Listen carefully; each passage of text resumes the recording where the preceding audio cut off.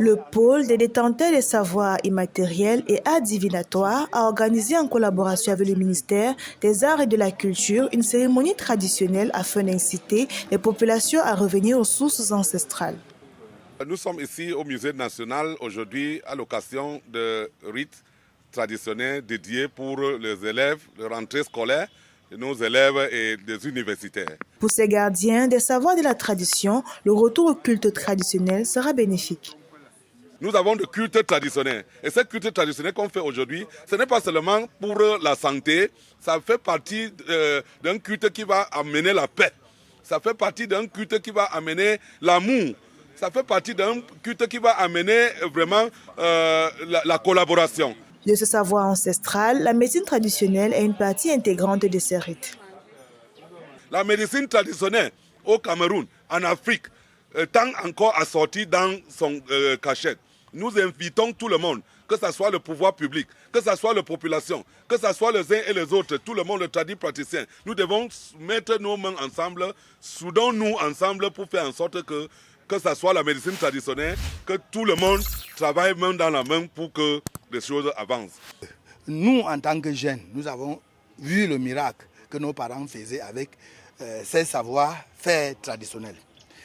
Rentrée scolaire, quand nous, avant que nous on ne parte à l'école, nous avons les petits écoxes là que nos parents donnaient pour qu'on mange.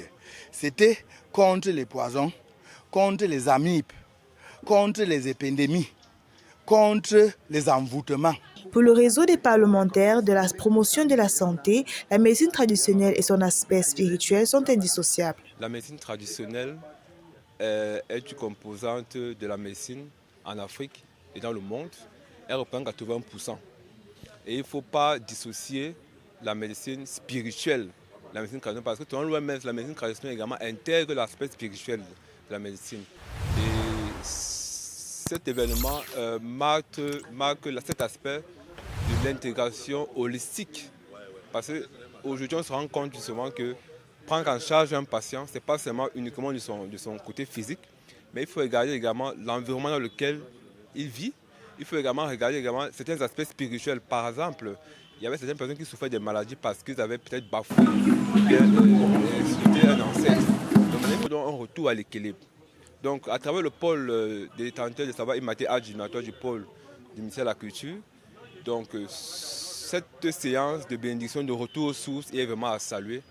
Et vraiment, je peux qu'encourager le thème qui est accompagnement dans l'enquête scolaire universitaire parce que, voyez-vous, on veut justement évoluer. La cérémonie qui s'est tenue sur une journée a donné l'occasion aux populations de bénéficier des consultations, des voyances et d'assister à des séances de bénédiction en cercle avec de l'huile rouge, du jujube et du sel pour une année scolaire paisible pour les élèves et étudiants.